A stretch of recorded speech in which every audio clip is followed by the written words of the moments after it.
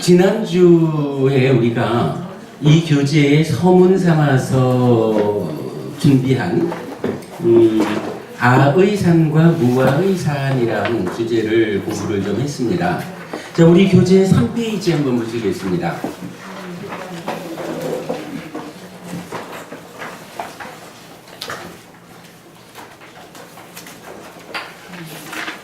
아, 책이 부족한가요? 이런. 3페이지요? 3요, 3. 3페이지요? 네. 제일 앞에.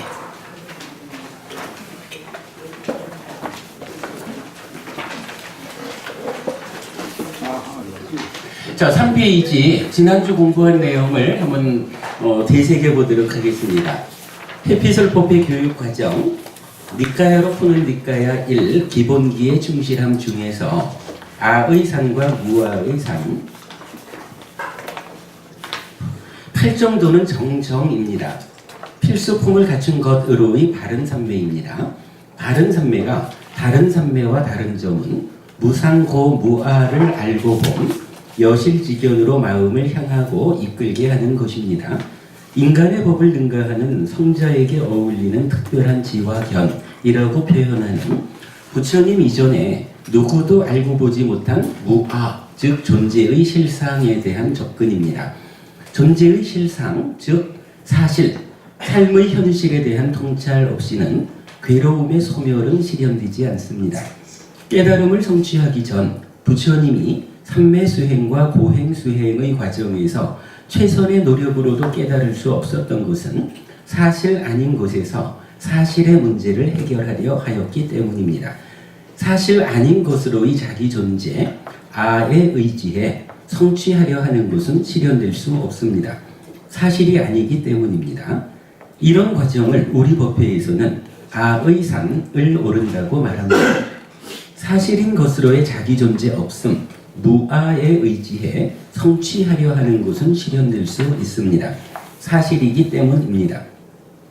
이런 과정을 우리 법회에서는 무아의 산을 오른다고 말합니다. 그러기에 여기에 법부님께서 문제로 제기하신 바와 같이 거기에는 불교가 없습니다. 그 안에서 불교를 찾으려 하면 불교는 찾아지지 않습니다. 불교는 전혀 새로운 것입니다. 그러기에 거기에서 성공하지 못한 괴로움의 소멸에 이르는 길이 불교에는 있는 것입니다. 그러므로 불교만이 괴로움의 소멸을 이루는 유일한 길입니다. 라고 말하는 것입니다. 거기는 아산이고 불교는 무아산입니다. 무아산 꼭대기에 있는 깨달음은 아산을 올라서는 결코 닿을 수 없습니다. 아산과 무아산은 전혀 다른 산이기 때문입니다. 자, 지난주 이제 이 이야기를 좀 했죠. 요약하면 이런 이야기입니다. 누구나가, 그러니까 많은 사람들이 내가 산으로 올라갑니다. 어떤 사람은 저쪽 반대편에서 올라갑니다. 중간에서도 올라갑니다. 이렇게 길은 다르지만 막상 산 꼭대기에 가면 다 만날 것입니다. 그러므로 종교라고 하는 것도 불교 신자가 됐든 기독교 신자가 됐든 이슬람 신자가 됐든 힌두 신자가 됐든 어떻게 좀 신앙생활을 하든지 그 결과는 끝에 올라가면 다 만날 것인데 서로 니 잘났다 내 잘났다 할 이유가 있겠습니까? 이런 이야기를 하는 분들이 사실은 우리 주변에 많죠. 그래서 지난주에는 우리가 이러한 질문에 불교가 동의할 수 있습니까? 라고 문제 제기를 해본 거죠. 그리고 불교는 이러한 이야기에 동의할 수 없다. 이렇게 우리가 답을 찾은 거죠. 그리고 이렇게 표현을 했죠. 이 산이라는 것은 아라고 하는, 나라고 하는 내가, 나의 문제를 해결하기 위해서 올라가는 산이다. 이렇게 본 거죠. 그래서 이 아의 산을 올라가는 길은 여러 가지 다양한 방법이 있지만 결국 꼭대기에 가면 아로서의 삶, 아로서의 삶이 가지는 문제라고 할까요? 이거는 나로서 살아가면서 생겨나는 문제를 해결하기 위한 어떠한 과정을 밟아서 꼭대기까지 갔으니까 나라고 하는 존재로서의 삶의 문제는 해결됐다. 요거를 꼭대기라고 표현해야 되겠죠. 다양한 종교들이 자기들대로의 그때 이 삶의 문제를 이렇게 풀자라고 방향을 제시하고 그 끝에 가면 어떠한 완성의 상태가 제시가 될 거예요. 어쨌든 나로서의 삶이 가지는 문제는 해결이 된다라는 것을 아의 산의 정상으로 우리가 이해를 하고요. 그런가 하면 부처님이 우리가 불교는 여기에 공감하지 않는다라는 얘기는 하는 이유가 그거죠. 모든 사람들은 이렇게 나라고 하는 존재가 살아가면서 존재 가운데에 존재로서의 삶 가운데 생겨나는 모든 문제가 풀어지면 끝이다. 이것이 삶의 완성이다. 이렇게 이해를 했다면 부처님은 여기서 한 가지를 더 본 거죠. 만약에 나로서의 삶이 가지는 문제 말고 그 꼭대기를 가도 만약에 또 다른 문제가 있다면 또 다른 문제가 사실은 잠재해 있어서 그 문제가 해결되지 않는 한 내가 이러한 나로서의 삶을 또다시 반복해 가야만 한다면 이런 부분을 주목했을 때 한 가지를 본 거죠.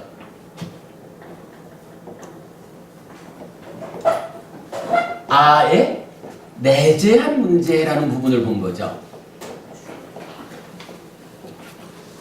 나라고 하는 존재로서 살아가는 이 삶의 가운데서 생겨나는 문제를 다 해결했다 해도 만약에 내가 있기 때문에 나라고 하는 이 존재 안에 내재한 것으로의 어떠한 문제가 있다면 그 문제까지를 풀어내지 않고 어떻게 삶의 완성을 말할 수 있을 것이냐, 어떻게 내재한 괴로움을 내버려둔 상태로 깨달았다 라고 말할 것이냐, 요 부분이죠. 그래서 부처님은 이제 불교는 이 상태에서 또 다른 하나의 산, 바로 뭐죠? 내재한, 아의 내재한 문제를 해결해가는 과정으로의 또 하나의 산을 찾아내는 거죠.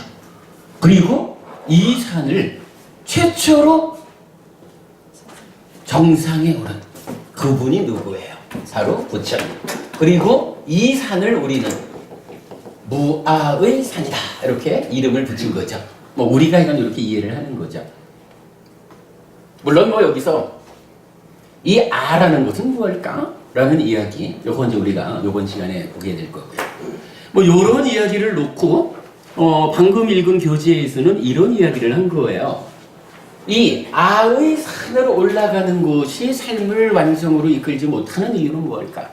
이 아라고 하는 것이 사실이 아니더라라는 요거였죠. 그리고 무아의 산을 올라서 삶의 완성이 실현된다라고 하는 것은 왜였나요? 이것이 바로 사실이었기 때문에 사실 아닌 것으로 사실의 문제를 풀고자 하니 풀려지지 않는 것이고 사실로서 사실의 문제를 풀고자 하면 풀어지는 것이다. 요거 아의 산과 무아의 산 이렇게 구분해서 우리가 보게 된 거죠. 그리고는 뭐 이 얘기를 하다 보니까 우리가 꼭 알아야 하겠다라는 것을 두 가지를 본 거죠. 뭐 이런 계속 사실이 어떻고 내가 어떻고 이렇게 말을 하면서 사실이 무언지 모르고 내가 무언지 모르는 상태에서 이 말을 하면 말장난이 돼버리는 거죠. 이러한 사실은 이게 불교 신자가 꼭 알아야 되는 불교 공부의 사실은 출발점이 요거다라고 우리가 말할 수 있는데 이러한 것이 구체적으로 나는 무엇일까? 무엇이 사실이길래 사실 아닌 것으로 사실 나의 문제를 풀려고 하니 안 풀어질까? 요거 두 가지를 알아야 되겠다.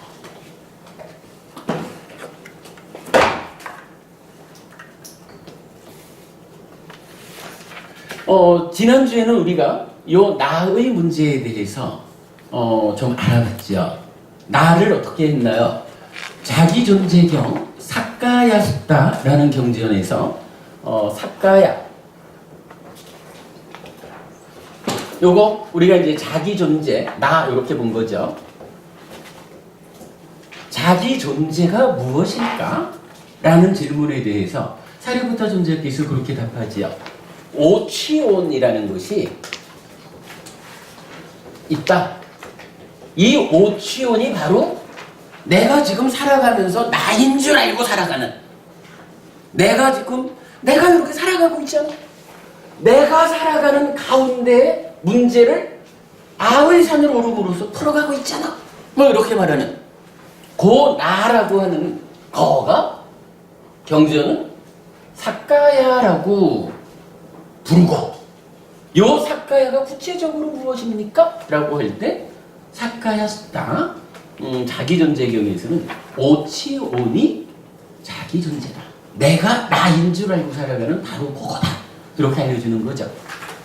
그런데 사실은 또 이러한 자기 존재 사까야라고 하는, 달리 말하면 중생으로의 우리가 살아가는 요 세상이 좀 구분이 되죠. 우리가 살아가는 세상 다 아는 거지만 어떻게 해요? 욕계라는 세상이 있고 색계, 무색계라고 하는 세 가지 세상으로 구분해가지고 요거를 삼계 이렇게 부르죠. 지난주 수업에서 우리가 가장 중심을 둔 이야기가 뭐였나요? 중생인 사까야 내가, 오치온인 내가 살아가는데 나의 삶이 어떠하길래, 또는 내 삶에 어떠한 요인들 때문에, 어떠한 조건들 때문에 때로는 내가 욕계 중생이기도 할 거고, 때로는 내가 색계 중생이기도 할 거고, 때로는 내가 무색계 중생이기도 할까. 그래서 요거는 때로라고 하는 게 한쪽 측면으로는요, 요 몸으로 살아가는 100년 동안에 100년의 삶 가운데 어떨 때는 내가 욕계 중생이 되어 살아가.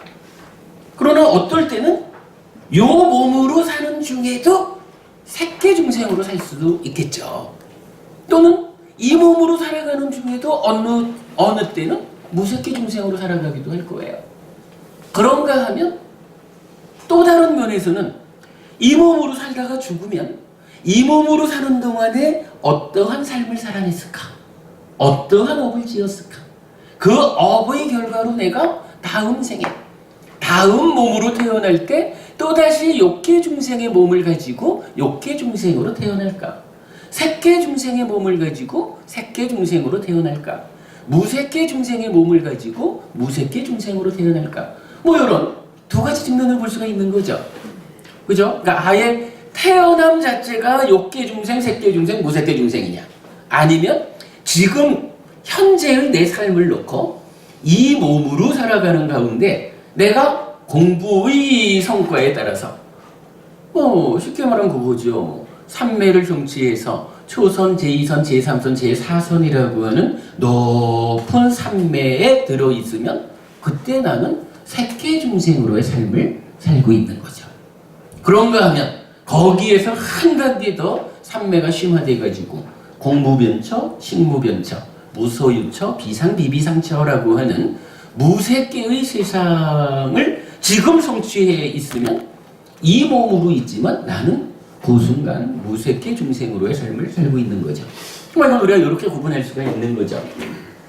그랬을 때 과연 오치온인 나의 삶 가운데 어떤 때는 욕계 중생이고 색계 중생이고 무색계 중생일까? 요 부분 지난 수업의 핵심이었죠. 이렇게 보았죠. 기본적으로 오온이라고 하는 거 색수상행식이죠.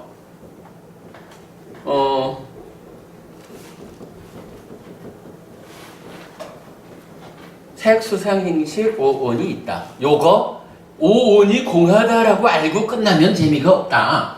구체적으로 요 자체가 무엇인지, 색은 뭐고 수는 뭐고 요거 우리가 뒤에 공부해야 되지만 요거 정확히 의미를 아는 가운데에 그것이 본질 아닌 줄 알아야 요게 해탈하는 거 이렇게 되죠. 그런데 이제 색수상행식이라는 요 오온 5개를 놓고 여기에 집착했다라고 하면 이제 자기 존재가 되었어요. 그리고 오치온인 자기 존재를 분류하는 방법이 있는데 한 가지는요. 뭐 오치온이 기본적으로 나라고 하면 여러분 중에 저기 나는 마음이라는 거는 없어. 몸뚱아리로만 살아가. 요런 분은 안 계시겠죠? 마찬가지로 몸이라는 게 기본 쓸모가 있어. 나는 마음으로만 살아. 요런 분도 없거든요. 기본적으로 오치온이라는 나는 마음과 몸이 함께 했을 때 그때 내가 되는 거예요. 나라는 삶이 그렇죠. 뒤에 우리가 공부하겠지만 오치온, 색수상행식 가운데 집착했다라고 하는 요 상태를 놓고 마음과 몸 하면서 또 좀 다르게 분류하는 방법이 있어요. 요거 마음은 식이라고, 요거 식이라고 분류를 하고요. 그 다음에 색수상행 요 네 가지를 뭐 표현은 조금 달리하지만 묶어가지고 요거를 명색이라는 말로 나타내요. 그래서 오치온인 나라고 하는 존재는 마음과 몸이기도 하고 식과 명색이기도 해요. 여러분 뭐 우리 12용기를 좀 아시는 분들 같으면 뭐 이렇게 나타나죠. 무명을 조건으로 행위, 행을 조건으로 식이 아니지. 무명을 조건으로 행위, 행을 조건으로 식이. 제가 지금 뭐 착각했나요? 그 다음에 식을 조건으로 명색이, 명색을 조건으로 육입 이래가지고 생노사까지 가죠. 그 중에 나타나는 식과 명색 3번식, 4번 명색. 사실은 이것이 몸과 마음인 오치온으로의 나를 말한다라는 거 우리가 앞으로 이 니카야 공부를 통해 가지고 알게 될 거예요. 뭐 현재는 뭐 세계적으로 12용기를 해석하면서 이 식과 명색을 오치온인 나라고 이해하는 학자들이 거의 없죠. 근데 니카야로 해석을 해보면 그러니까 식과 명색으로서 오치온인 나를 딱 세우고 오치온인 내가 살아가는 가운데에 어떤 과정을 거쳐서 괴로움이 생노사라고 하는 괴로움이 생겨날까? 요 과정을 설명해 주는 게 12연기다라는 거 우리가 뒤에 공부하기로 하겠습니다. 아무튼 뭐 그렇게 참고를 하고요. 요 상태를 놓고 이제 보면 그러면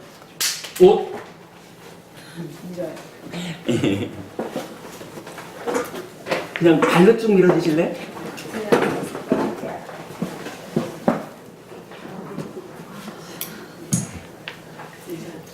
감사합니다. 그러면 일단 이렇게 오치온인 내가 어떠한 조건들에 의해서 욕계, 색계, 무색계로 나뉠까 하는 부분을 감사합니다. 지난주에 우리가 알아본 거죠. 자, 요 상황을 가지고 본 거죠. 첫째로 나라고 하는 존재는 어떻게 구성이 되나요? 마음이라는 것도 있고 몸이라는 것도 있고 요거 나 이렇게 되죠. 그런가 하면 우리가 산다라는 것, 살아간다라고 하는 것은 여러분 중에 나는 나 혼자만 살아, 나 하나면 돼 이렇게 살아낼 수 있는 사람은 아마 없을 거예요. 우리가 어떤 형태로든 내가 산다라고 하는 것은 내가 나 아닌 것과의 관계 맺음으로 살아가는 것이다. 자, 여기서 아의 산 말하면서 아로서의 삶이 가지는 문제. 요거 뭐예요? 내가 나 혼자로 하나의 독립적 존재로 있을 수는 없다. 중생이라고 하는 거, 내가 살아간다라는 것은 반드시 내가 나 아닌 것들과의 관계 맺음 속에서 너하고 구분되는 존재로서의 나가 살아가는 거. 요거죠. 이건 우리 현실의 문제죠. 그래서 우리가 산다라는 것은 결국은 마음과 몸으로 구성된 나하고 이제 내 몸 밖에 있는 거, 몸 밖에 있는 세상, 요 부분이 나의 삶에서 빼놓을 수 없죠. 몸 밖의 것. 그러니까 나라는 존재가 몸 밖에 있는 것들과 어떤 형태로든 관계를 맺어가는 요것이 삶이죠. 하여간 나는 오직 나 하나, 이렇게 말하는 독립적인 존재라는 개념은 있을 수가 없는 거죠. 자, 이렇게 그리고 우리의 삶이라는 것은 마음, 몸 밖의 것 세 가지를 요소로 존재하고 있다, 살아가고 있다, 이렇게 봐야 되는 거죠. 자, 이렇게 놓고 이렇게 보았죠.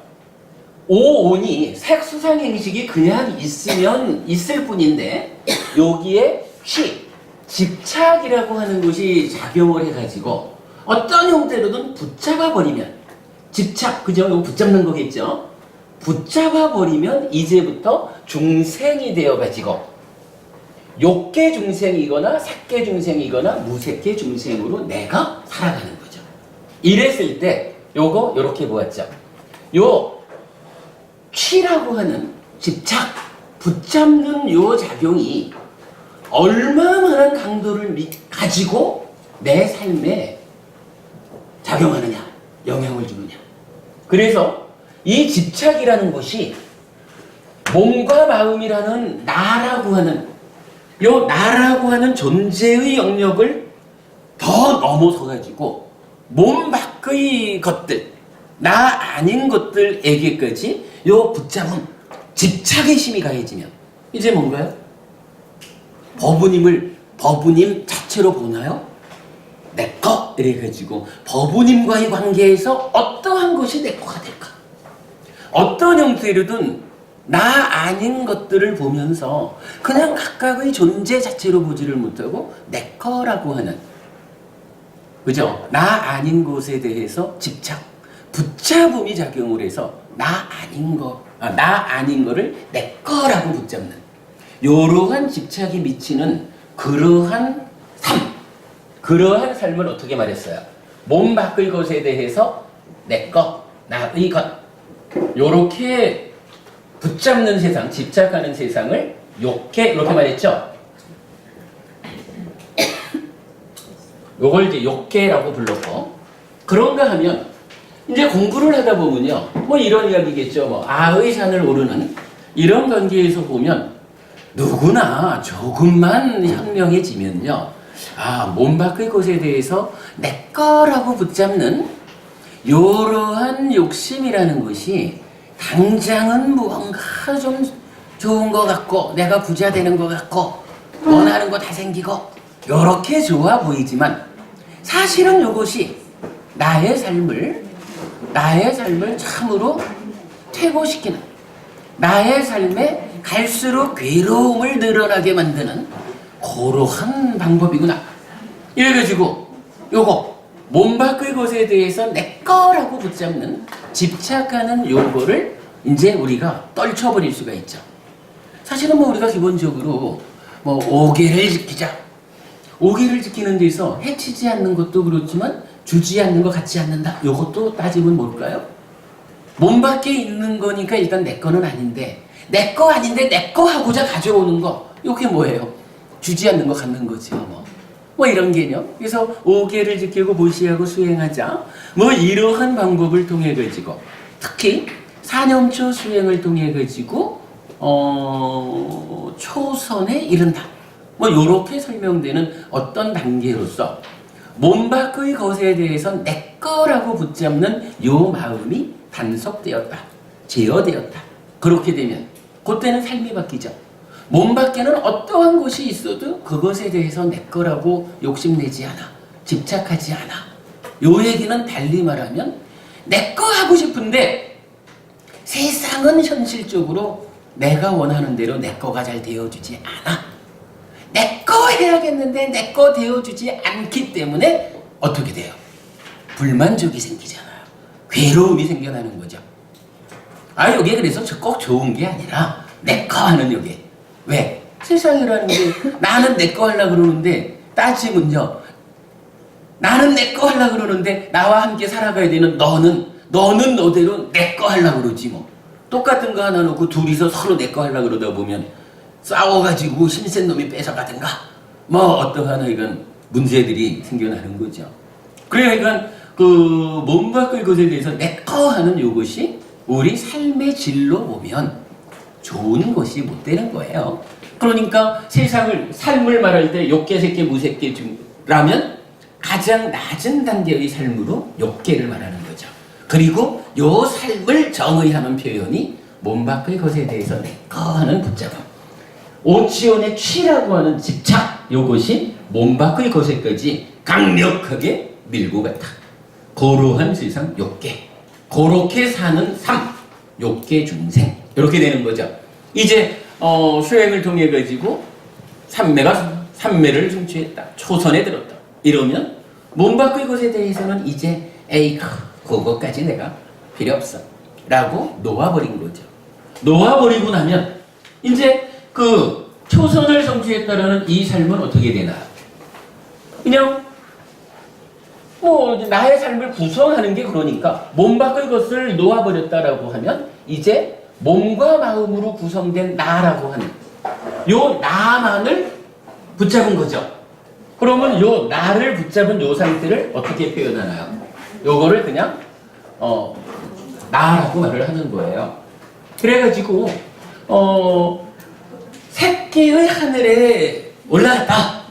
그러면 그 삶은 단순해요. 몸과 마음으로 구성된 이 나라고 하는 존재를 요게 나야 라고 붙잡고 사는 거예요. 몸 바꿀 것에 대해서 이제 더 이상 욕심은 안 내지만 그래도 마음과 몸이 함께한 이러한 존재, 요 나, 요것은 참으로 소중한 요 나에 대해서 붙잡고 놓지 않는 뭐 이러한 삶이 이제 색계라고 부르는 세상이죠. 그리고 색계의 세상에서 그러한 욕심의 상태로 살아가는 존재를 색계 중생 이렇게 부르는 거죠. 그런가 하면 우리 이제 경전이 알려주는 특히 사문과경 디가니카야 두 번째 경전을 중심으로 수행의 체계를 설하는 경전들은 또 이 색계 하늘에서 더 향상되는 삶을 제시를 하죠. 그래서 제4선 색계라는 하늘은 초선, 제2선, 제3선, 제4선 네 단계의 삼매로 구성이 되는데 그 마지막인 제4선에 가면 그때 비로소 나의 마음 이제 마음 심자를 쓰는 심이라고 하는 요 마음이 무언가 표면의 행위 때문에 억눌려 있던 상태를 떨쳐내고 마음 자체의 본연의 활동성을 드러내는 그러한 상태를 경전이 설명을 해줘요. 그러한 본연의 활동성 가운데 첫 번째로 나타나는 것이 몸이라고 하는 요거는 물질로 된 거고 부모한테 받은 거고 밥과 죽으로 직접 하는 것이고 그래서 한 100년쯤 끌고 살다 보면 죽어야 하고 죽으면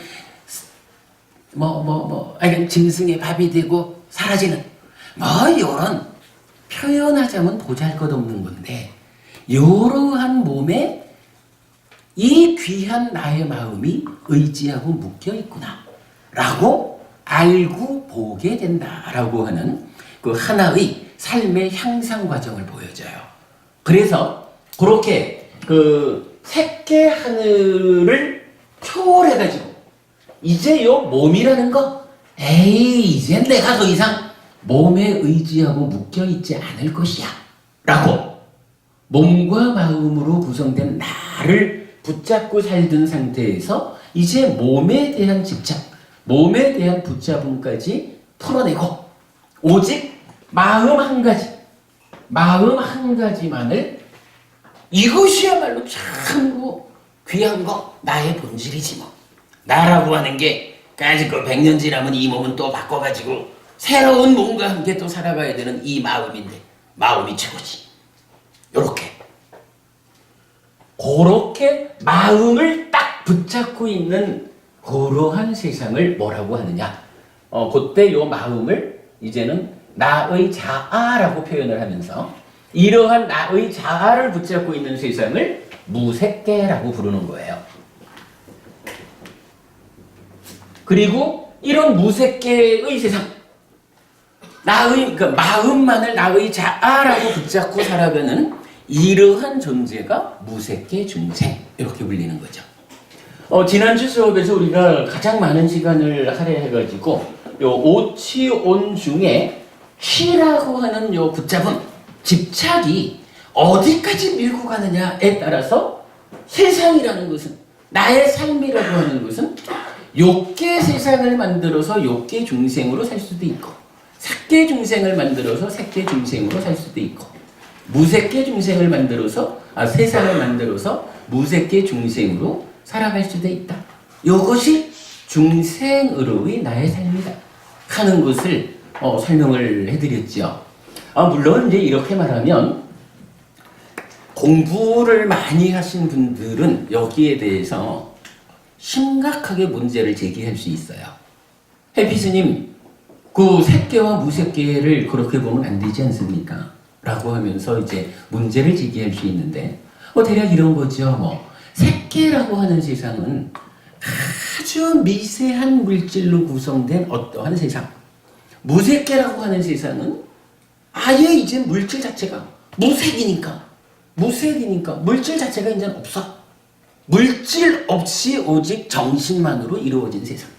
이렇게 현재 세계적으로 거의 정설화되어 있는 그러한 세상을 주장하게 되죠. 그러나 요거 우리 한 번만 뒤돌아보면 그러한 견해가 얼마나 현실적이지 않느냐 하는 걸 알 수가 있죠.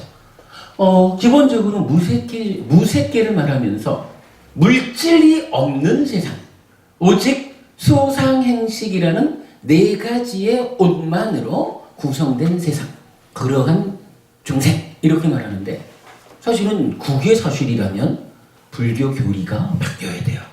왜냐하면 사카야 자기 존재를 말할 때 오치온이고 이 오치온으로의 중생의 삶을 말하는데, 이 중생의 영역이 어딥니까? 욕계, 색계, 무색계거든요. 무색계라는 세상도 어쨌거나 색, 수상, 행식, 오온으로 구성이 되고 거기에 집착함이 있을 때, 물론 어느 정도의 집착입니까? 몸 밖의 것과 몸에 대한 집착은 떨쳐냈지만 아직 요 마음만큼은, 요 마음이야말로 참으로 나의 자아지, 나의 본질이지. 죽으면 새로운 몸과 함께 또 다음 생을 살아가야 되는 본질로서의 나지, 요렇게 붙잡음을 갖고 있는 거죠. 그런데 만약에 이러한 삶에서 몸이 없다, 색이 없다 이렇게 말하면 기본적으로 이건 오치원이 아닌 거예요. 중생이 아닌 거예요. 만약 이러한 이론이 타당하다라고 치면 니카야가 말하는 오치온이 자기 존재입니다라고 하는 중생에 대한 정의 자체가 바뀌어야 돼요.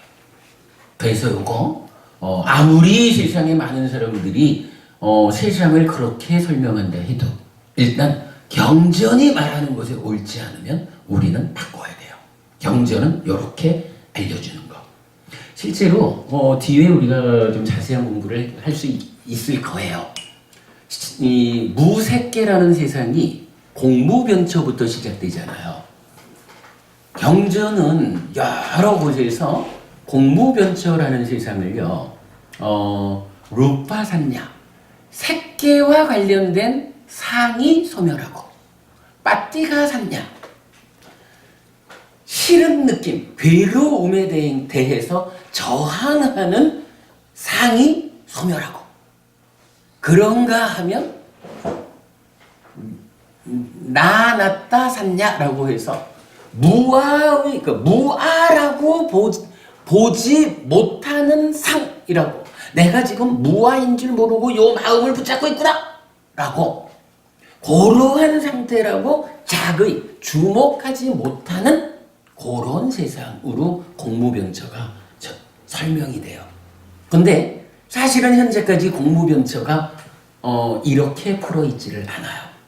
그러니까 공무변처를 현재까지 해석하고 번역되어 있는 걸 보면 뭐 이제 설명을 해놨는데 이게 보면은 설명은 돼요. 그러니까 해석은 돼요. 근데 막상 그런데 이런 세상이 어떤 세상이죠? 라고 질문을 하면 몰라.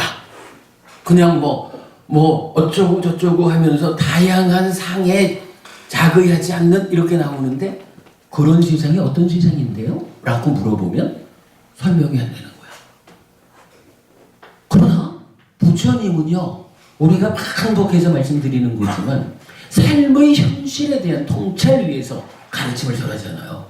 무색계라고 하는 게 이러한 나라는 존재의 삶 중의 일부고 아직까지 우리가 해탈로 나아가기 전이라면 그래도 욕계의 삶보다는 색계, 색계의 삶보다는 무색계 이렇게 우리가 향상된 삶을 살아야 되는 그 자리를 글쎄 뭐라고 번역은 할 수가 있는데 그러한 세상이 어떤 세상이지? 이러면 글쎄 그건 몰라.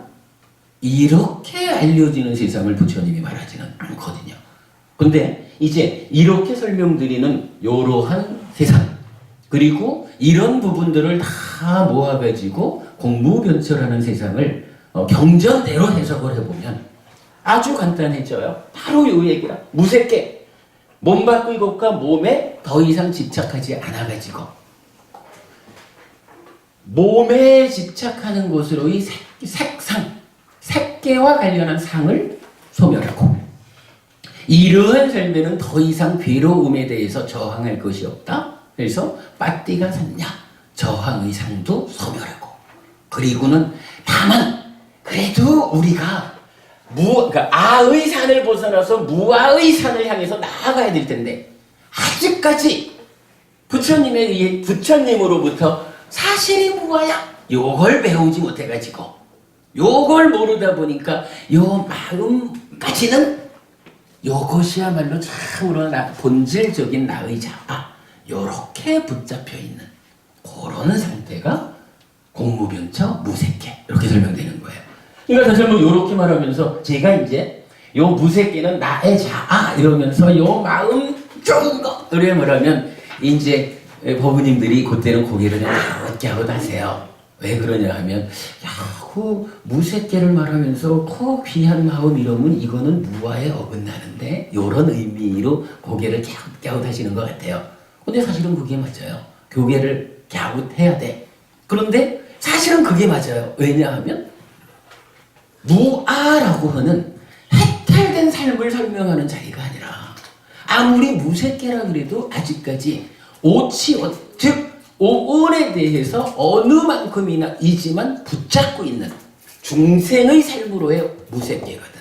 그러니까 무색계는 아직까지는 요 마음이라고 하는 건 본질적인 것으로 정말로 나의 자아 변치 않는 고놈인 줄 이러한 착각 가운데 붙잡고 있는 세상이다.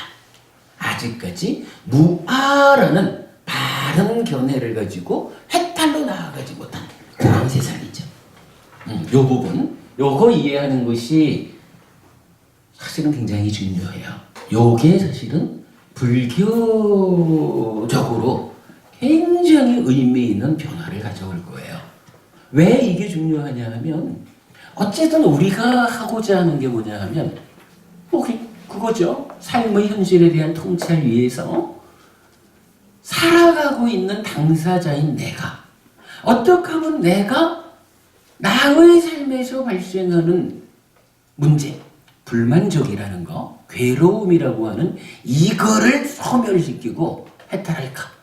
행복만으로 가득한 그런 삶으로 나의 삶을 바꿀까? 이걸 이야기하는 거니까 이럴 때 나의 삶이 그래 그렇게 하고 싶은데 그대의 삶이 어떠한 삶인데? 라고 물으면 나는 지금은 욕계 중심으로 살지만 나의 삶이 해탈로 향해서 나아가든 아니면 우선은 색계의 삶으로 무색계의 삶으로 순차적으로 올라가는 가운데 공부가 참으로 향상해서 무아의 삶으로 해탈로 나아갈 것이요 라고 나의 삶이 정확히 정의되지 않고는 아무리 열심히 공부를 한다, 수행을 한다 해도 삶의 향상을 추구하는 이 수행이 어떻게 제 바른 방향으로 갈 거냐. 이런 측면이 있기 때문에 요 세상 3계를 요렇게 이해하는 거, 경전대로 이해하는 요거는 굉장히 의미 있는 공부다 라고 말씀드리고 싶어요. 앞으로 여러분들이 이제 니까야를 직접 공부를 혼자서도 많이 하시겠지만은요, 이제 경전을 접할 때 기존의 어떤 세상에 대한 그 주석서적인 이해를 내려놓고 요런 방법으로 니까야가 알려주는 세상에 대한 이해를 가지고 경전을 공부하다 보면 경전 공부가 훨씬 쉬워지고, 이 공부가 그냥 하늘에 별 따오는 어떤 추상적 이야기가 아니라 실제로 나의 삶을 바꿔가는 현실적인 공부가 될 것이다. 이렇게 일단 제가 안내를 좀 해드립니다. 자, 여기까지는 일단 지난주 수업의 복습이었다고 보고요. 그래도 똑같은 얘기를 해도 또 좀 새롭죠? 자, 순서를 좀 바꾸기는 했지만 지난주에 일단 나라고 하는 것을 먼저 했고, 그러면 나는 이렇다면 사실은 무엇이냐? 어떤 것이 사실이길래 이 사실과 나의 관계에서 아의산, 무아의산을 말하느냐라고 하는 이 사실에 대한 이야기를 좀 해보겠습니다. 제가 이제 오늘 그 교재를 보충 교재를 하나 나눠드렸지만, 교재에서는 사실에 대한 이야기를 먼저 하고 나에 대한 이야기를 나중에 이어서 했어요. 자, 사실에 대한 이야기 좀 해보겠습니다.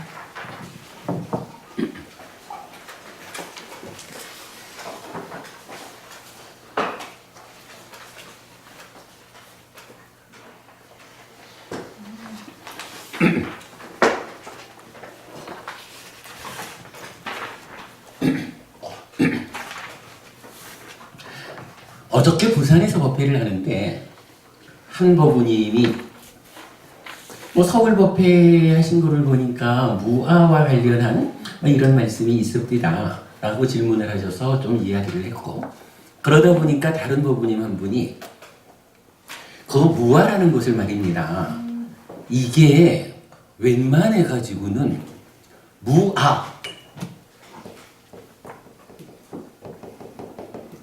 무아라는 요 표현 때문에 불교가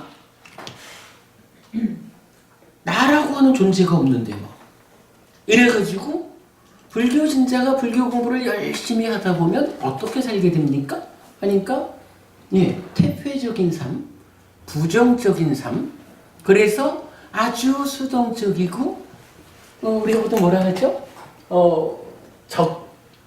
적극, 능동, 적극적인 삶, 능동적인 삶, 또 하나 뭐죠? 이래 나오는데 실제로 무아를 내가 없는데 이러다 보니까 어떻게 해야 돼요? 적극적인 것은 소극적인 삶이 되고, 능동적인 것은 수동적인 삶이 되고, 긍정적인 삶은 부정적인 삶이 되는 거예요. 이렇게 우리가 대략 말할 수가 있죠. 무아라는 이야기를 불교 안에서 강조해요. 어차피 우리도 지금 아의산, 무아의산 이러면서 부처님은 무아의산을 오른 분 이렇게 말하고 있거든요. 그러니까 어차피 무아인데 까짓거 내가 조금 잘 산들 어떻고 못 살면 어떻고 좀 공덕을 지으면 어떻고 안 지으면 어떻고 어차피 무아인데 내가 없는데 이렇게 하잖아요. 근데 이제 어제 부산 법회에서는 우리 이제 지나간 1년 가까이 공부를 하신 부부님들이시고 두 분 다 워낙 이제 공부가 높은 분들이니까 그런 오해를 하지는 않는데, 문제는 당신들께서 누구랑 이야기를 하다 보면 무아라는 이야기를 하려면 듣는 사람들은 이렇게 듣는다는 거예요. 그러니 스님이 중학생이 들어도 쉽게 이해할 수 있게 무아라고 하는 삶이 소극적이고 수동적이고 부정적인 삶이 아니라 사실은 적극적이고 능동적이고 긍정적인 삶을 살아가는 것이 무아의 삶이다 라고 중학생이 들어도 알아들을 수 있게 설명을 좀 해주십시오 이러는 거예요. 그래서 제가 그냥 딱 답변해버렸어요. 법우님 나 그거 못합니다. 법우님 나 그거 못합니다. 사실은 어쨌거나 이거 무아라는 말 자체가 없음 요거잖아요. 없음이라는 요거에서 이 아라는 것이 무엇인지가 설명되고, 아라는 것은 이런 것인데 이 아가 사실은 우리 삶의 현실이 아니여. 그러한 내 삶의 현실 사실 아니여. 요렇게 알려주는 게 무아니까. 이럴 때 쉽게 말하자라는 거, 아에 대해서 설명하고 뭐 이런 복잡한 과정 빼고, 그거 어려우니까 빼고 그냥 중학생이 들어도 그러나 그 본질적인 내용은 올바로 알아들어서 그의 삶이 적극적, 능동적, 긍정적인 삶이 사라질 수 있도록 그런 요구를 해주는데 뭐 저는 제 능력으로는 못하겠더라고요. 그래서 그거 못합니다 이러고 제가 말씀을 어떻게 드렸느냐 하면, 차라리 그냥 이 아라고 하는 것이 무언지 아를 설명할 때 마치 동화책을 읽어주듯이 아라는 것은 이런 것입니다 라고 재밌게 설명을 해주고, 사실은 그런 아가 내 삶의 현실이 아니라는 거, 내가 나인 줄 알고 있는 그게 사실이 아니라는 거.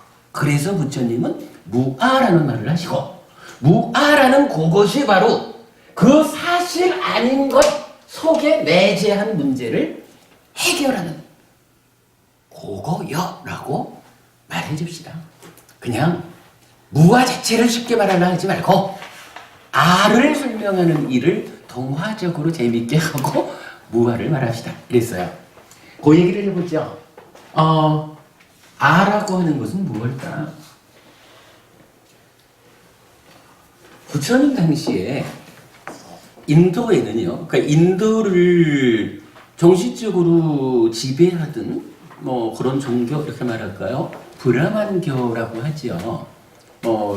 오랜 세월을 거쳐서 이제 현재는 신두교가 되어 있죠. 브라만교에는요, 창조주 하나님이 있어요. 그 창조주 하나님의 이름이 뭐냐 하면 브라흐마라. 그러니까 창조주 하나님 브라흐마라고 하는, 그야말로 창조주니까 일단 유일한 신이고 권능을 가진 신이죠. 이 브라흐마 창조주 하나님이 어느 날, 야, 혼자 있으니까 재미없네. 근데 사실 안 그럴까요? 창조주 하나님 이런 권능을 가진 존재라도 누군가가 있어가지고 하나님 이렇게 불러줘야, 그래야 뭐 하나님 하는 맛이 나지. 그냥 혼자 딱 있으면 하나님이면 어떻고 아니면 어때요? 아무 의미가 없지 뭐 그런가 봐요. 그래서 이 창조주 하나님 브라흐마가, 야, 누군가가 있으면 좋겠다 이래가지고, 뭐 창조주 하나님인데 뭐 있어라 하면 있는 거지요 뭐. 그래가지고 세상을 창조를 해요. 창조를 하니까 이제 혼자의 삶이 아니라 창조주인 브라흐마 신과 창조된 것들 이렇게 돼버렸잖아요. 그리고는 딱 보니까 요 창조된 것들 피조물이 되게 이쁜 거예요. 그래가지고 브라흐마가 생각하기를, 내가 내 몸을 쪼개가지고 요 피조물들 안으로 들어가 볼까 이랬다는 거예요. 그래서 한순간 자기가 창조한 피조물들의 숫자대로 자기 몸을 탁 쪼개가지고 나누어가지고 피조물 안에 들어갔대요. 글쎄 이렇게 말하면 사람들이 에이 그런 일이 이렇게 말하는지 모르지만 그게 뭔 상관이 있어요. 창조주가 세상을 창조했다라고 하면 있어라 하면 있어지는 그런 이야기에서 내가 내 몸을 나눠서 들어가자라고 하는 그건들 못하겠어요? 맘만 먹으면 되는 거지 뭐. 그래가지고 브라흐마 창조주가 자기 몸을 나누어가지고 창조된 모든 것들, 달리 말하면 존재죠. 이제 존재가 된 것들이죠. 존재 안으로 들어갔다. 이렇게 말해요. 그리고는 말이죠.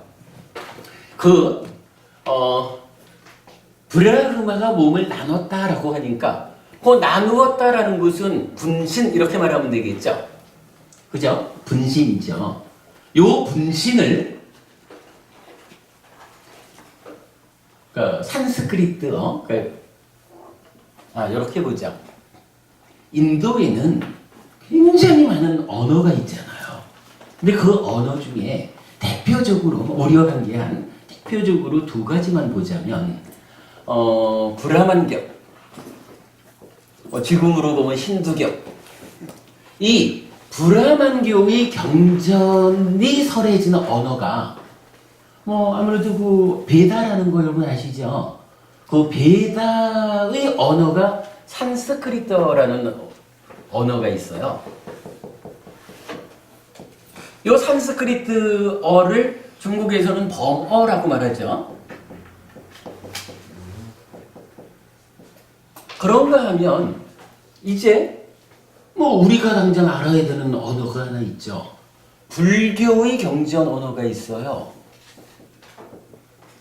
그러니까 부처님이 설법하시고 그 설법된 가르침이 부처님 돌아가시고 3개월 후에 500명의 아라한이 모여서 7개월 동안 경전을 편집했어요. 요거 결집이라고 말하는데 그 결집된 것도 무언가 언어로 경전이 결집됐겠죠. 그렇게 불교 경전어라는 언어가 빨리어라는 언어가 있는 거예요. 그래서 우리가 이제 니까야 얘기하면 계속 빨리어, 빨리 얘기를 많이 하거든요. 여기에 프랑스에서도 빨리가 아니고 우리가 쓰는 빨리는 불교 경전어인 빨리어 이렇게 되거든요. 이렇게 약간 힌두 경전어인 산스크리트와 불교 경전어인 빨리가 있는데 요 분신이라는 요 말을 어떻게 쓰냐 하면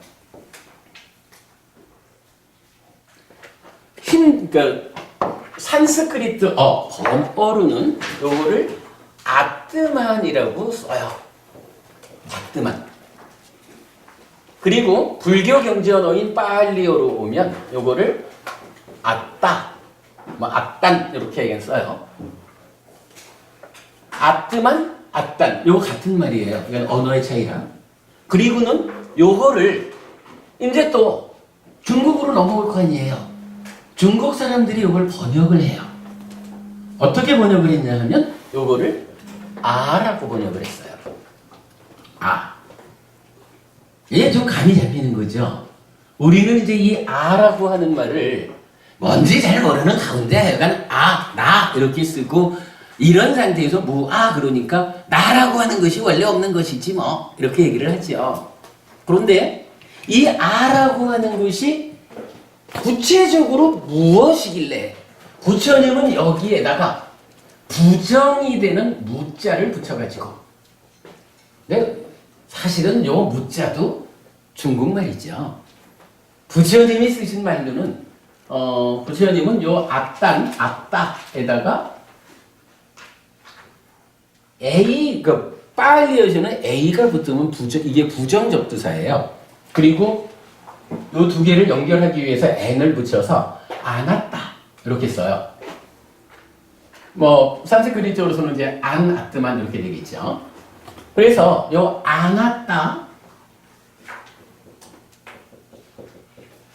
아나따라고 하는 요 말이 요 무자를 붙여가지고 무아 이렇게 된 거예요. 이렇게 되면 무아라는 말이 의미가 좀 명확해지죠.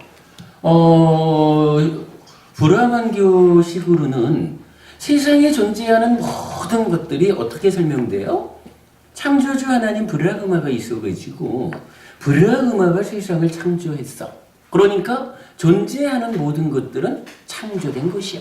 이렇게 되는 거죠. 창조된 것이고 그 창조된 것들의 중심에는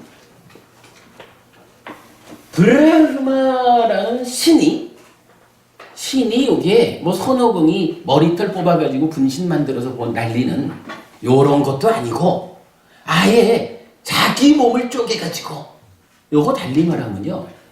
신이 신 그대로 각각 하나씩 들어갔어. 요 얘기죠. 그러니까 아뜨만, 아따라고 하는 요거는요.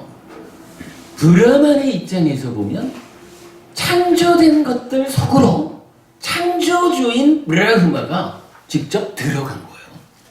들어가려니까 덩어리가 못 들어가니까 낱개로 들어갔다 이렇게 봐야 되겠죠.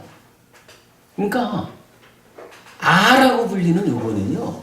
신 자체야 이게. 힌두교에서는 창조주 하나님 브라흐마 자체를 아뜨만 이렇게 부른 거예요. 그러면 요 아뜨만이라고 하는 이 신의 어떤 특징을 말할 수가 있겠죠. 이 신이라고 하는 것은, 그러니까 아뜨만, 아라고 하는 것은 이제 어떤 특성을 가지느냐 하면 이런 말을 써요. 우리가 이제 여러분 많이 아는 이야기죠. 자주 보는 거죠. 요거 뭐 항상상자잖아요. 항상하다라는 건 뭐예요? 그냥 변치 않고 꾸준히 간다라는 거죠. 어떠한 하나의 상태가 그냥 그 상태가 그대로 가는 거야. 쭉 가. 누가 옆에서 쿡쿡 찔러도 영향받지 않고 가. 꾸준히. 그거 상이잖아요. 항상상자 고입이죠. 근데 그게 가능할까요? 근데 그게 가능한 거예요. 왜냐하면 이게요. 여러분 쿡 찌르는 게 아니라 창조주 하나님 브라흐마가 딱 중심에 있고 이 브라흐마의 삶을 누가 와서 건드려봐야 창조주 하나님 자체의 삶인데 그게 뭐 영향받겠어요? 그러한 특성을 이렇게 말하는 거예요. 그러면 이렇게 꾸준히 간다. 변하지 않고 자기의 상태를 유지한다. 이러한 삶이라는 것은 여기에서 무언가 이것저것이 건드려가지고 나를 흐트러뜨려가지고 아이고 뭔가 좀 마음에 안 들어. 이런 어떤 불만족이라는 것이 있을 것이냐 라고 보면 만약에 이게 불만족이 있다 그러면 그거 신이라고 하겠어요? 그러니까 이 신으로서의 아뜨만이라는 존재는 항상한 거고 그러다 보니까 당연히 여기에는 불만족이라는 게 없는 거예요. 그러겠죠? 불만족이 있을 수가 없는 거죠. 그리고 먼저 보통 이제 정리가 이렇게 돼요. 항상하고 만족한 그것이 바로 아뜨만이에요. 신 자체야. 그러면 이러한 아뜨만에다가 만약에 말입니다. 누가 그 아뜨만이라는 그러니까 신 자체가 있는데 항상하고 만족스럽거든.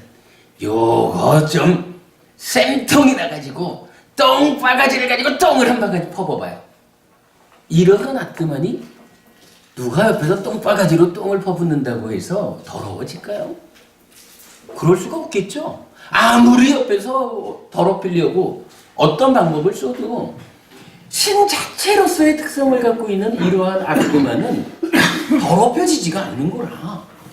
그래가지고요, 요거 이러한 특성을 정해가지고 이 아뜨만이 가지는 특성을 상락, 아정 이렇게 말해요. 이게 참 좋은 거죠. 근데 이제 좋다라는 거하고 현실일까 하는 거는 같으면 좋지만 같지 않을 수도 있죠.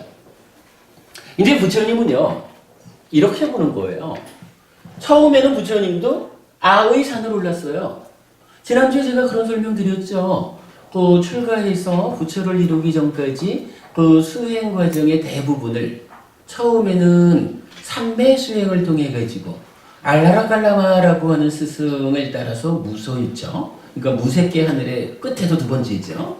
무소유처까지를 성취하고 그 다음에 다시 우타카라마푸타라는 스승을 바꿔가지고 비상비비상처 무색계 하늘의 꼭대기까지 가잖아요.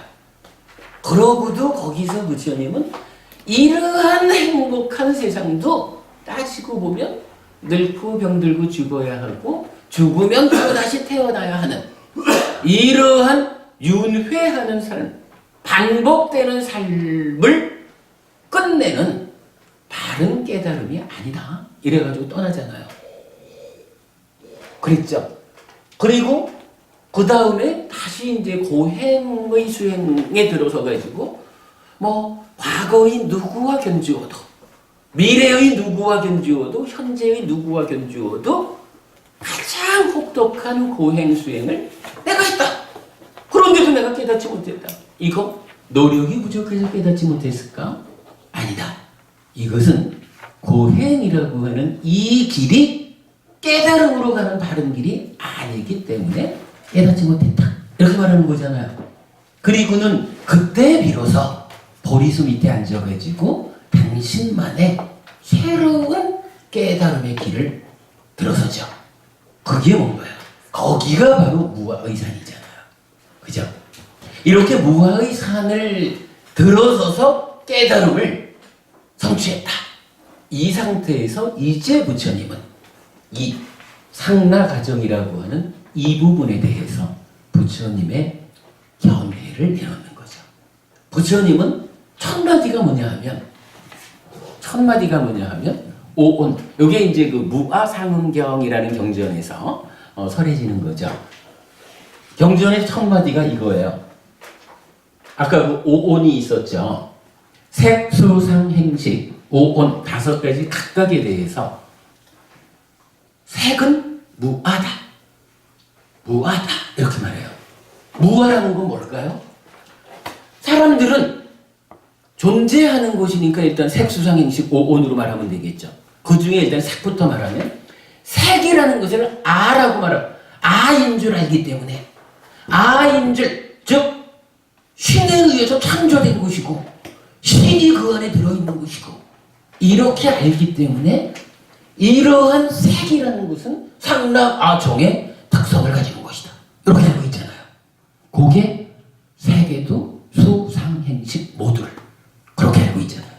근데 부처님 그러한 상라가정인 아로서의 삶을 꼭대기까지 가봤어도 거기에서 정작 윤회에서 벗어나는 아라한 데서 삶을 완성하는 이러한 성과를 거둘 수 없다라는 것을 확인만 했죠. 그래서 그러한 성과를 거두기 위해서는 어찌해야 하는가? 주목한 게 바로 이거죠.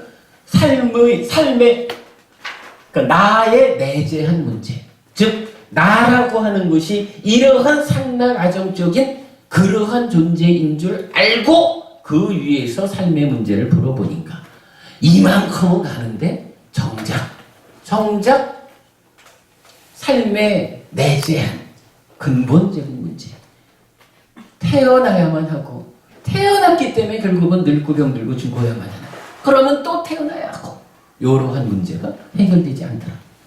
요거를 확인했기 때문에 내재한 문제를 풀기 위해서 이제 무아의 산을 오르게 되는 거죠.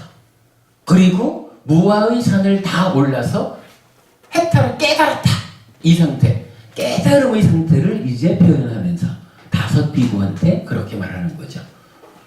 색은 무아다. 수상행식 무아다. 첫 마디가 하여간 무아상응경은 첫 마디가 부처님께서 선언, 전제하는 거예요. 오오는 무아다. 그리고는 이어가지고 제자들한테 그렇다면 이 색이라는 것은 무상할까 상할까? 이렇게 물어봐요. 아는, 사람들이 알기로 아는 상마아정인데 일단 5 비구들아, 나의 제자들이요, 내가 선언컨대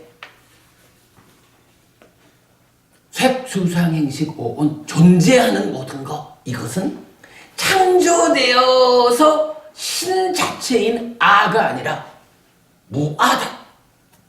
우리는 존재하는 모든 것은 창조된 것이 아니라 무아, 창조된 것이 아니다. 이렇게 말하는 거예요. 그걸 우선 선언해 주는 거예요.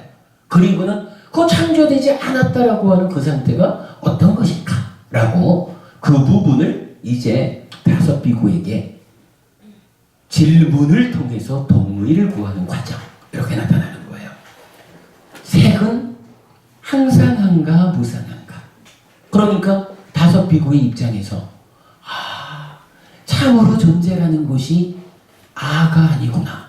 창조된 것도 아니고 그 안에 창조주가 들어와 있는 그러한 것도 아니구나 라고 알았으니까 부처님에 대한 믿음이 일어나가지고 무하다라고 하는 이 사실을 받아들이고 나니까 그렇습니다 부처님. 참으로 존재하는 것은 상이 아닙니다. 무상합니다. 왜? 창조되지 않았어. 창조주라는 존재도 사실은 없어. 그러니 존재 안에 창조주의 분신으로의 이런 거 없어. 그러니 창조주의 특성으로의 변치 않고 꾸준히 가는 항상 한다는 그거 사실 아니지요. 왜? 아가 사실이 아닌데 아의 특성인 상나가정이 사실일 수가 없죠. 그러니까 다섯 비구가 대답을 그래 하는 거예요. 항상합니까? 항상하냐 무상하냐? 무상합니다 부처님. 이렇게 대답을 해요. 그 다음에 이어가지고 그렇다면 이렇게 무상한 것은 괴로운 것이냐 즐거운 것이냐? 아까 이렇게 봤죠? 항상한 거기 때문에 항상하다는 것에는 불만족이 있을 수가 없죠. 그런데 이제 이 상이 아닙니다. 항상하지 않습니다. 이래가지고 어떻게 해요? 무상하다라는 표현이 나타나는 거죠. 무상하다. 항상하지 않다. 그렇다면요. 여러분 요거 무상하다라는 것은 항상하지 않다라는 것은 무엇을 말하는 것일까?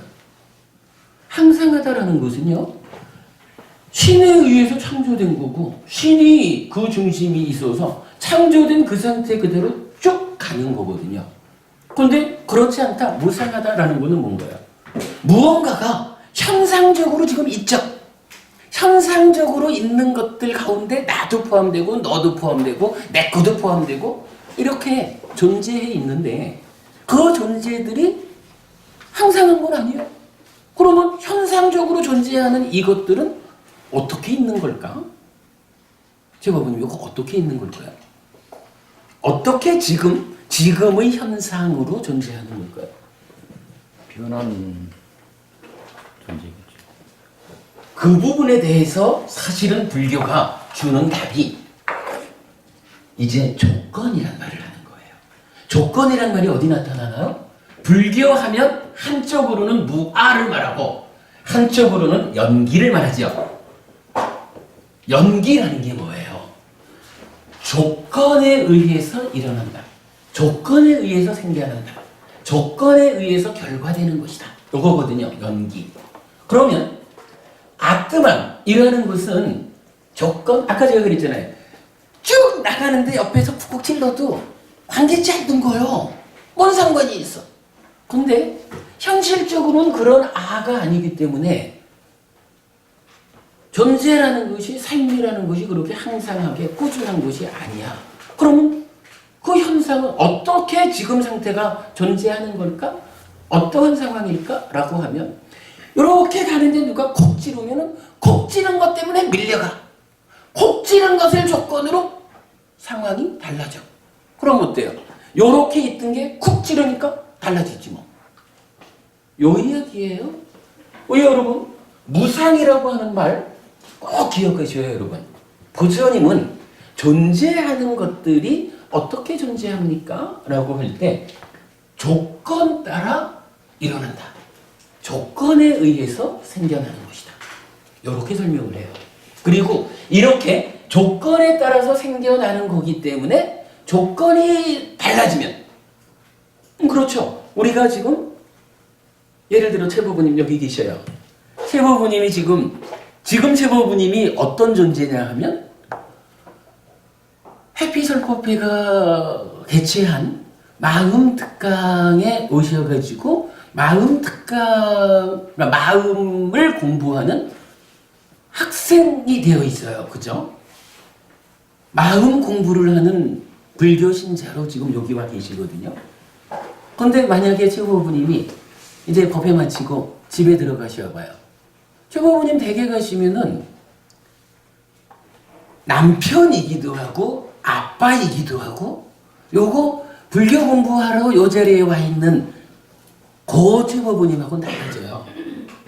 아주 간단한 것으로 나라는 존재 자체가 내 자체가 내가 지금 어떠한 조건 가운데 있나요?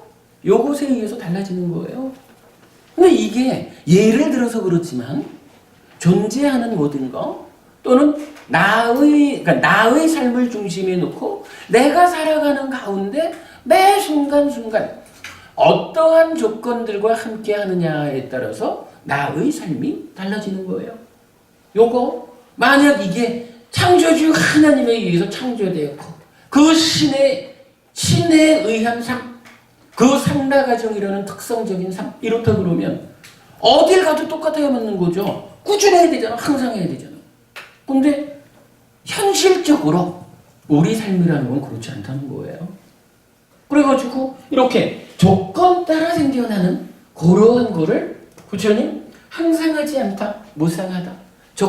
무상하다, 조건이 달라지면 따라서 달라지는 것이다. 지금 요 법당이라는 조건 아래 계시니까 학생이 되어 있지만 학생이라 하기 조금 미안하지만 그러나 어쨌든 공부하는 더 연세 높으신 분도 계시니까 미안할 것도 없다. 우리가 학생하려고 모여 있는 거죠. 그런데 이러한 조건 안에 있을 때는 학생이지만 집이라고 하는 조건 안에 있으면은 아주 사랑받는 남편의 이 세상에 최고 든든한 우리 아빠 이래 되는 거죠. 이게 사실이잖아요. 하여간 그렇게 조건 따라 달라지는 거 그거를 무상이라고 하는 거예요. 근데 말이죠 여러분, 이런 그 무상 조건 따라 달라진다라고 하는데 이 조건이 내 삶에 과연 몇 개 정도의 조건이 관계해가지고 나의 삶을 결과맺을까요? 이게 살아가면서 말이죠. 한 2개, 3개, 그저 좀 한 5개 정도 요런 조건들이 내 삶에 관여한다 그러면 웬만해서는 내가 정말 불끈 힘써가지고 노력을 해나가면 한 5개 정도의 조건 웬만하면 내가 좀 단속해가지고 내가 좀 제어 다스려가지고 내가 원하는 대로 조건의 상태를 만들 수가 있을 거예요. 그래 조절할 수가 있을 거예요.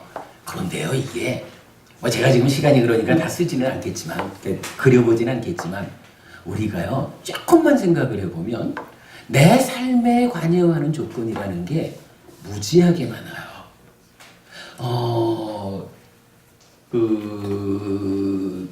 한 경전에서는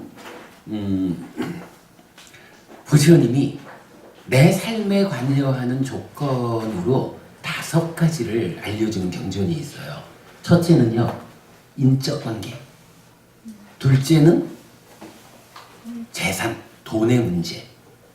셋째는 건강의 문제. 요거 사실 여러분 그렇죠.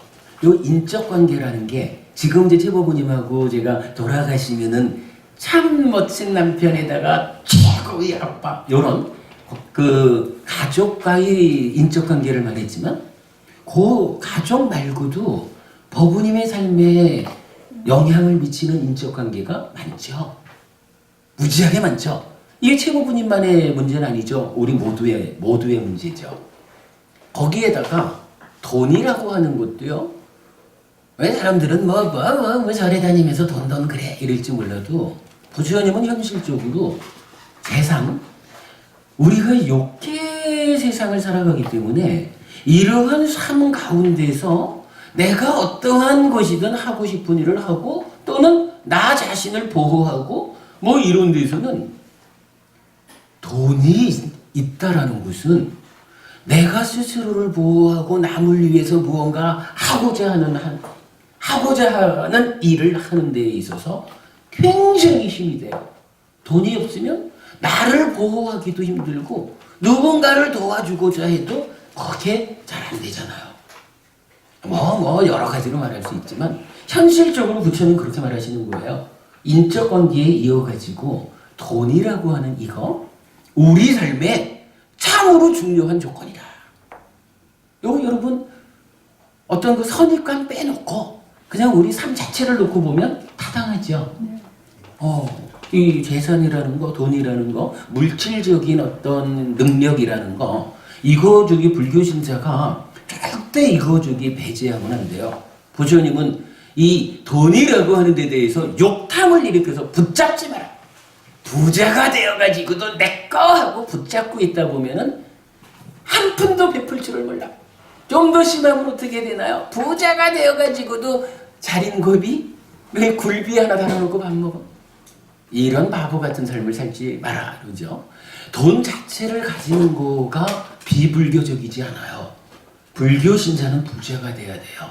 다만 거기에 아까 우리 말했던 오치언취 붙잡음이 가해져가지고 요 내 거라고 하는 붙잡음 때문에 가지고도 베풀 줄 모르고 가지고도 나를 행복하게 할 줄 모르는 요런 바보 같은 삶을 살면 안 된다 라고 부처님은 욕탐을 제어하라 라고 알려주죠. 가난하게 살아라, 무소유의 삶을 살아라, 이 부처님 그렇게 말 안 해요. 그러니까 여러분 저기 부자 되셔야 돼요. 그래야 여러분 하실 일이 많아요. 하실 일을 또 할 만큼 해내야 여러분들 그게 공덕이 되어가지고 살아서도 행복하고 다음 생에 더 좋은 삶을 이어지게 하는 거잖아요. 중요하고요. 그리고 세 번째가 이제 건강의 문제거든요. 보통은 그래 말하죠. 모든 것을 다 잃는다. 예, 건강을 잃으면 다 잃는다 이거잖아요. 지금 부처님 하죠. 그러니까 현실적인 얘기를 하시는 거예요. 인적 관계, 돈의 문제, 건강의 문제. 그리고 나면 두 가지를 더 하는 게 이제 네 번째로는 계를 지키는 거. 우리가 아까도 오계라고 하는 게 오계 자체로서도 공덕행위지만 오계를 지키는 삶은 또한 무외시라고 하는 커다란 보시의 행위이기도 하죠. 계를 지킨다. 삶의 질서를 명확히 하고 그 질서로움으로 산다. 요거 내 삶에 미치는 커다란 조건이라는 거예요. 그리고 다섯 번째가 견해거든요. 견해가 올바르면 올바른 견해대로 세상을 보고 살면 상나가정이라는 견해를 가지고 세상을 살아가면 요게 좀 살기가 나는 잘 사는 것 같은데 막상 그것 때문에 괴로움이 생겨나. 그렇지 않다라고 하는 이제 우리가 말하고 있는 부처님이 보아서 알려주는 사실로서의 무상고무아라고 하는 이런 견해로 살아가면 사는 대로 행복이 생겨나. 이렇게 다섯 가지로 이제 부처님은 조건을 말해줘요. 근데 이거 얘기 김에 조금 더 하자면 저는 이제 요 경, 다섯 가지의 융성, 다섯 가지의 쇠퇴 이렇게 말하는 경전인데 요거 다섯 가지 조건을 이렇게 여러분 볼 수 있죠. 여러분 저기 혹시 돌아가실 때 그 가족 이런 인적 관계들을 데리고 갈 수 있는 분 계셔요? 못 데리고 가죠. 네. 죽는 순간 아무리 사랑하는 내 새끼도 죽고 나면 이미 기억 자체가 사라져서 못 알아보는 거예요. 어쨌든 이 인적 관계라는 거는 이 몸으로 살아있는 동안 유효하죠. 혹시 동전 한 입 물고 간다든가 죽을 때 요새 정말 이건희 회장께서 많이 위독하셨던 것 같은데 어떤지 몰라요. 아마도 한국에서 제일 부자시겠죠. 이건희 회장 돌아가실 때 좀 싸들고 가나요? 아니란 말이요. 그죠? 이거 분명히 안 가져가거든요. 건강은 말할 게 없죠. 건강이 제일 되는 게 죽는 거 아닌가? 그러니까 요 앞에 세 가지는 요 몸으로 살아가는 이 한시적인 조건인 거예요. 근데 계를 지킨다라는 것하고 견해를 바르게 한다라는 것은 요거는 마음의 문제잖아요. 내 마음이 계를 지키자라고 하는 기준이 서면 그때 사띠라는 기능이 도와줘가지고 몸과 함께 계를 지키면서 살아가잖아요. 또 견해라고 하는 이거와 당연히 내 마음이 세상을 어떻게 보는가 요거잖아요. 몸 죽어도 마음은 따라 죽지 못한단 말이에요. 다음 생이 이어지잖아요. 그러니까 앞에 세 가지는 요 몸으로 살아가는 동안에 유효한 거지만 뒤에 두 가지는 다음 생으로 살아가는 그러니까 미래의 삶까지도 그 영향을 주는 조건이에요. 그래서 우리가 불자들이 살아갈 때 참 중요한 기준이 우선은요, 견해를 바르게 하고 계를 지키는 삶으로 바탕을 삼아야 돼요. 그리고 그 위에서 이 몸으로 살아가는 동안에 건강해야 되고 돈도 많아야 되고 인적 관계도 좋아야 돼요. 요러한 5가지가 좋으면 요거를 경지어는 5가지 융성이래요. 요 5가지가 융성하다라는 것은 살아서도 행복하고 죽은 다음에도 더 행복한 삶이 이어지는 그런 방법이 되죠. 그러한 삶을 위한 조건이 요 5가지인 거죠. 그런데 요 5가지가 쇠퇴했어. 이러면 어떻게 돼요? 결국은 살아서도 조건을 제대로 못 갖추고 살아. 죽어서는 어떻게 해? 더 나쁜 삶이 이어져. 요거죠. 그래서 요거 경전 2개. 5가지 쇠퇴에 대한 경, 5가지 융성에 대한 경. 요 경전이 우리한테 참으로 많은 것을 알려줘요. 이게 이제 이 조건, 무상을 얘기하다가 글이 갔다 왔는데, 어쨌든, 요렇게만 놓고 봐도 5개의 조건이 있는데, 그 5개의 조건 가운데 인적 관계 하나만 해도 아마도 각각마다 1000사람 이상하고는 관계를 맺을 거야. 그죠? 돈의 문제도 얼마나 다양한 관계들이 걸려가지고 돈의 문제와 관계하겠어요. 건강을 유지하기 위해서 얼마나 많은 노력을. 그런데 그러다 보니까 결국은요, 무상하다라고 하는 이것의 조건이 너무 많아. 그저 조건이 한 5개 정도만 되면 내가 강력하게 노력해가지고 제어해서 내가 원하는 결과. 조건에 의해서 생겨나는 거, 조건이 내 맘대로 단속이 되면 결과는 저절로 내가 원하는 대로 되잖아요. 그런데 문제는 지금 알아봤지만 이 조건이 너무 많은 게 우리 현실이잖아요. 그러다 보니까 너무 조건이 많아서 내 능력으로 제어가 안 돼. 그래서 조건들이 내가 원하지 않는 조건들이 내 삶에 개입을 하는 거예요. 그러면 그 결과가 어떻게 될까요? 조건이 내 맘대로 안 된 거니까 생겨나는 결과도 내 맘대로 안 되는 거예요. 불만족 이렇게 말하는 거겠죠. 그 불만족을 불교에서는 고 이렇게 표현을 해요. 아이 아파 꼬집어서 아파 요것도 괴로움이죠. 요것도 어쨌든 육체적으로 내가 겪어야 되는 불만족이죠. 그러나 기본적으로 불교가 말하는 고라고 하는 것은 삶에서 발생하는 일체의 불만족을 고라고 말해요. 그러면 이제 우리 사는 게 이게 그 창조주 그 창조주 없더라. 우리가 창조된 게 아니더라. 이렇게 부처님이 알려준. 그래서 무상하냐? 그러니까 항상하냐 무상하냐? 무상합니다. 그러면 그렇게 무상한 것은 즐거운 거냐 괴로운 거냐? 만족스러운 거냐 불만족스러운 거냐? 불만족입니다. 괴로움입니다. 이렇게 제자들이 답하죠.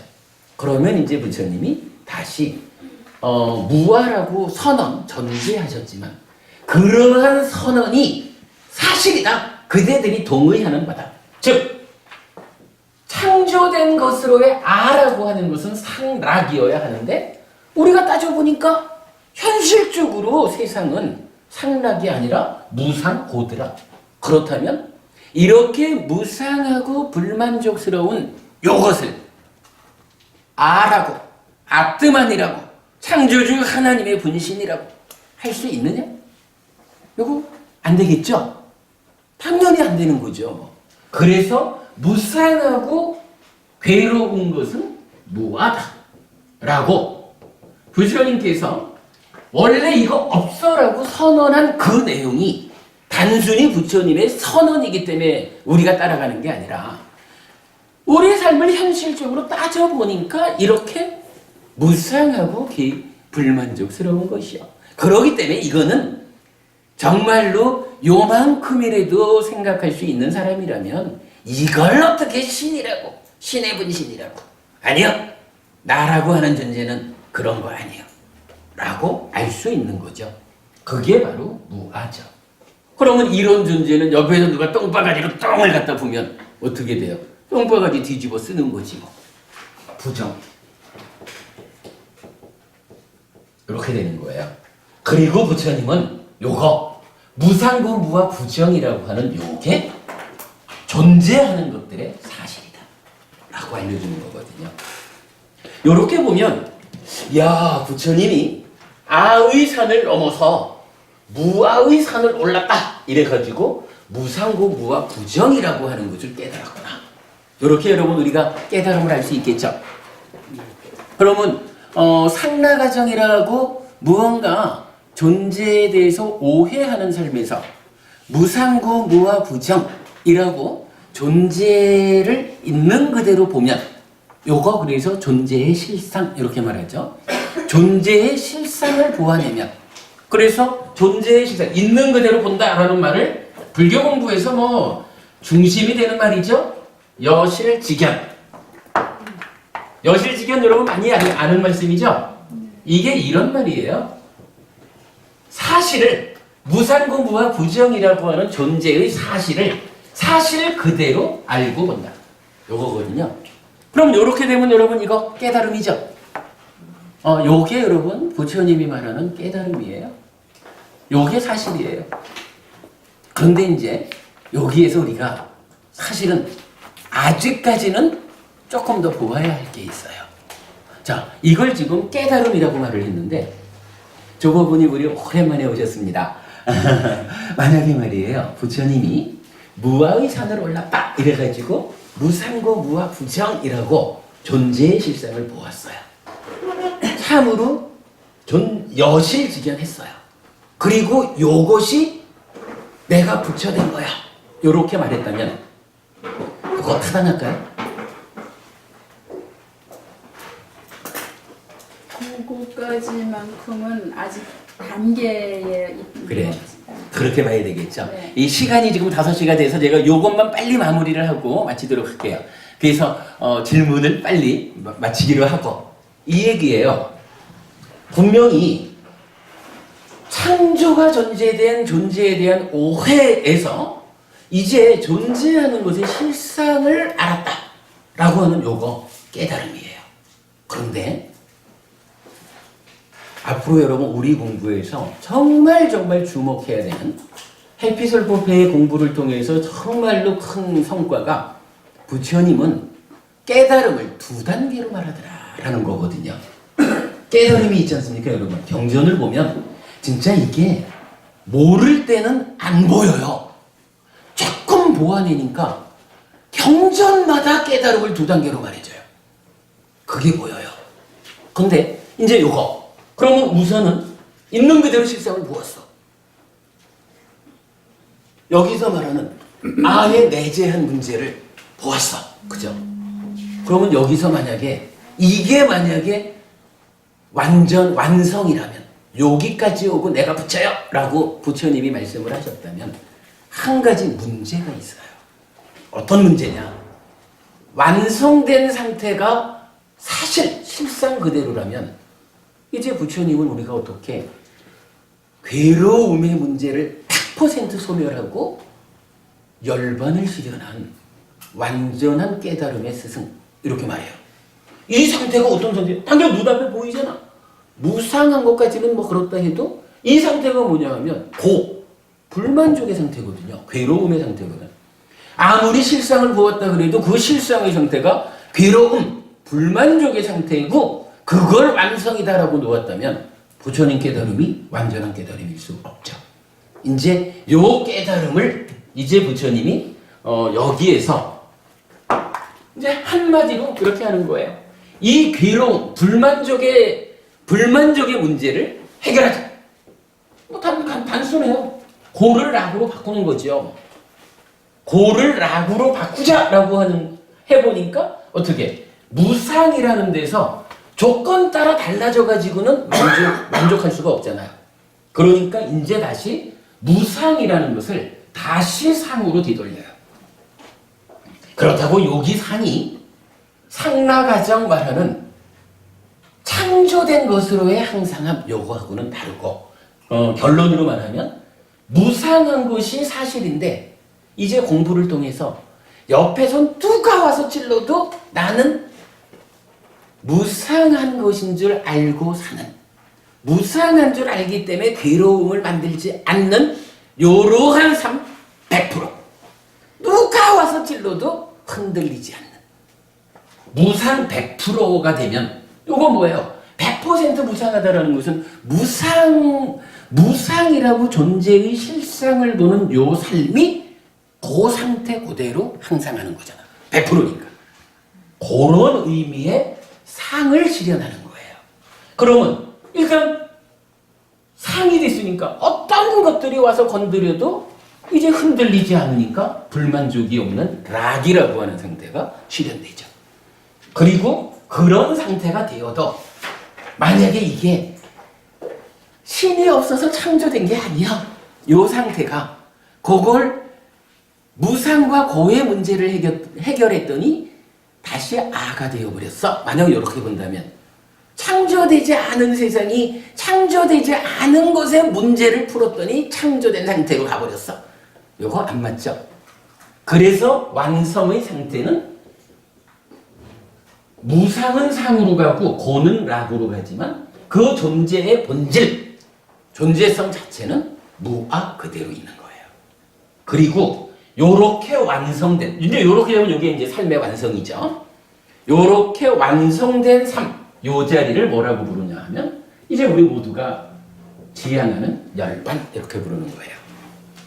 그러면 존재한다라는 것은요, 세상에 두 가지가 있는 거예요. 존재라는 것은 기본적으로 무상고 무아인 거예요. 조건 지어져서 불만족스러운. 그런데 부처님이 깨달음을 얻는 그 순간 그동안 존재하지 않았던 한 가지 존재가 새로 생겨나요. 무언가요? 더 이상 조건에 휘둘리지 않는 삶, 열반이라는 것이 생겨난 거예요. 그래서 세상에 이제 존재하는 것은 열반이라는 한 가지에다가 열반 하나를 제외한 조건에 휘둘리는 것으로의 모든 존재. 요 두 가지예요. 이렇게 말하면 이제 사람들이 상나가 좀 그건 뭔데? 이렇게 말할 수가 있죠.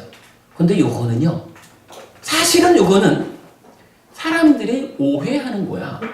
존재하는 것은 무상고 무한데 그걸 잘못 보아가지고 상나가정이라고 착각해가지고 착각된 삶을 사는 가운데 괴로움을 만드는 거지, 상나가정인 존재가 실제로 있는 건 아니라. 그러면 말은 우리가 상나가정, 무상고무와 상락무아 이렇게 말을 하지만 존재하는 것은 밑에 두 가지인 거예요. 상나가정인 것은 존재하지 않는 거. 이렇게 여러분 우리가 이해할 수 있겠죠. 요걸 놓고 깨달음이 두 단계다 이랬거든요. 깨달음이 두 단계다라고 하는 거 이제 이렇게 우리가 보면 되겠죠. 현상적으로 우리의 삶은 어때요? 아직까지 우리가 깨달음을 우리가 실현하지 못했으니까 우리의 삶은 어쨌거나 상락아정이라고 하는 오해 가운데, 상락아정의 오해라는 현상 가운데 살아가고 있죠. 요 오해 때문에 삶은 어떻게 해요? 괴로움을 만드는 거죠. 네. 이제 공부를 해서 첫 번째 깨달음을 실현했어요. 첫 번째 깨달음 뭔가요? 이제 참으로 존재의 실상을 보는 거예요. 사실을 보는 거예요. 더 이상 창조주? 에이쿠 동화 속에나 있다 그래. 현실적으로 나의 삶에는 그런 거 없어. 그래서 존재하는 모든 것은 다 조건 지어진 거. 조건이 변하면 따라서 변하는 거. 무상고 무아인 거. 요렇게 존재의 실상을 보아내는 요 상태가 첫 번째 깨달음이라. 첫 단계의 깨달음이죠. 그러니까 현상적인 삶, 괴로움을 만드는 현상적인 삶에서 한 단계 올라서는 첫 번째의 깨달음. 그리고 이제 이렇게 실상은 보았지만 그러나 괴로움의 상태를 내버려 두면 그건 완성이 아니죠. 그래서 다시 이어지는 무아의 산에 들어선 것이 첫 번째 깨달음이라면 이걸 올라가는, 그래서 무아의 삶을 실현하는, 상랑 무아의 열반을 실현하는 요거 이제 우리가 당위라는 말로 표현해 봤는데, 요 당위, 열반이라고 하는 요 상태가 두 번째 단계에 깨달음. 요게 삶의 완성. 이렇게 되죠. 우리가 이건 이 아의 산, 무아의 산이라는 요 불교를 보는 출발이라고 해야 되는 요 그림을 놓고 여기에서 지난주에 나는 무엇냐라는 측면을 오치온인 내가 요 취라고 하는 집착 붙잡음이 어디까지 밀고 가느냐에 따라서 욕계 중생, 색계 중생, 무색계 중생 이렇게 구분되는 거에다가 오늘은 이어가지고 그러면 사실이라는 것은 무엇이길래 아의 산으로 오르는 것이 사실 아닌 것으로 사실을 풀려고 해서 풀어지지 않는 걸까? 이 부분 사실이란 무상고 무하다. 그러나 사실로 만족한 사실로 완성되는 것은 아니다. 상락 무아의 열반을 실현하는 게 불교 공부의 끝. 우리 삶의 완성이다. 요 부분. 그럼 여러분 사실에 대한 이야기도 충분히 설명됐죠? 앞으로 그럼 다음 주부터는 제가 요거 무상고 무아라든가 오치온이라든가 이러한 단어들 제가 막 써도 되죠, 여러분? 네. 이게 제가 그동안 법회를 하다 보니까 어쨌거나 우리 이야기가 상나가정을 벗어나 무상고 무아고 뭐 그 가운데 오치온이 나고 이 얘기를 이걸 빼놓고 불교 공부가 갈 수가 없는데 요 사실에 대한 이야기 나에 대한 이야기가 선행하지 않으니까 이야기할 때마다 그거를 설명해야 돼. 그래서 이제 어려웠거든요. 일단 오늘 여기까지를 말씀드렸고 오늘 여러분 나눠드린 요 교재에 사실과 나에 대한 검토가 있어요. 지난주하고 오늘 설명한 그 얘기를 좀 자세히 글로 적어봤고 지난주에 설명드렸던 소유냐 존재냐 동영상 보다 보니까 참 어느 분이 소유냐 존재냐 서양 철학자 누구 이랬을 때 에리 프롬이라고 답변을 하시는 게 저는 그거를 말할 때는 못 들었는데 동영상에서 보니까 어떤 부부님이 그러셨구나. 에리 프롬 맞아요. 그 소유와 존재 뭐 이런 문제 포괄적으로 요 보충 교재 안에 담아서 정리를 했고요. 요것도 우리가 뒤이어 공부할 마음의 메커니즘이라는 그 공부의 형식을 비로소 그림도 몇 장 첨부하고 그랬어요. 설명이 더 필요한 것은 뒤에 두고 설명드리기로 하고 오늘 여기까지 할게요. 감사합니다. 수고하셨습니다.